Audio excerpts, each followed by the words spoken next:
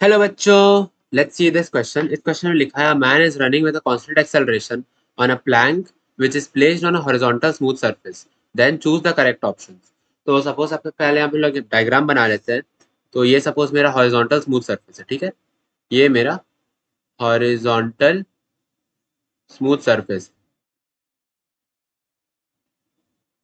अब इस पे एक प्लैंक रखा है। Suppose this is the plank, ये मेरा प्लैंक।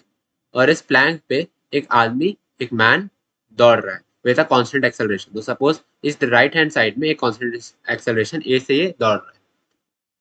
तो अब ये जब दौड़ रहा होगा तो इस मैन पे एक फोर्स लग रहा होगा। यदि हम मैन का एफवीडी बनाए यहाँ पे, तो इस मैन के फुट पे फोर्स लग रहा होगा in the forward direction due to friction.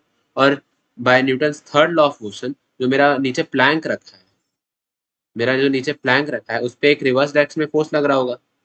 इस डायरेक्शन में एक फोर्स लग रहा होगा और वो भी इक्वल एंड ऑपोजिट होगा बाय न्यूटन थर्ड लॉ। अब मैन का डायरेक्शन ऑफ मोशन क्या है? ये मैन के लिए डायरेक्शन ऑफ मोशन है।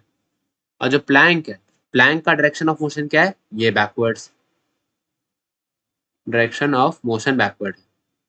तो यानी कि work done by friction on man यदि हम निकालें, यदि हम यहां से निकालें work done by friction on man, suppose उसको ऐसे रिप्रेजेंट किया डब्ल्यू एफ कॉमा एम, तो work done by friction on man कितना होगा? ये पॉजिटिव होगा। क्यों? क्योंकि डायरेक्शन ऑफ मोशन जो है वो फोर्स से सिमिलर है, यानी कि फोर्स जो है मैन का एनर्जी इंक्रीज कर रहा है।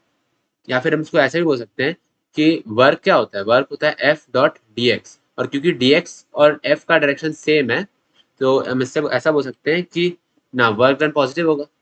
अब similarly work done by friction on plank, suppose ऐसे प्रेजेंट किया तो ये भी पॉजिटिव होगा। क्योंकि सपोज यहाँ पे हम लिखे एफ, और जो यहाँ पे इस केस में जो डी एक्स है वो ये है। एफ का भी डायरेक्शन ये है और डी एक्स का भी डायरेक्शन ये है। एफ डॉट डी एक्स जो हम लिखे ये पॉजिटिव होगा इसीलिए। या फिर ऐसे भी एक्सप्लेन कर सकते हैं कि जो डायरेक्शन ऑफ मोशन है उसी डायरेक्शन में फोर्स लग रहा है, यानी कि फोर्स जो है प्लैंक का एनर्जी इंक्रीज कर रहा होगा। यानी कि work done by force on friction, force of friction on plank क्या है? पॉजिटिव होना चाहिए। तो work done by friction on man क्या होना चाहिए? पॉजिटिव। तो work done by friction on man positive, B option मेरा करेक्ट होगा।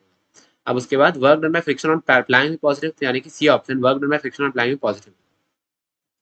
So B and C are my correct options. I hope everyone got the solution. Thank you.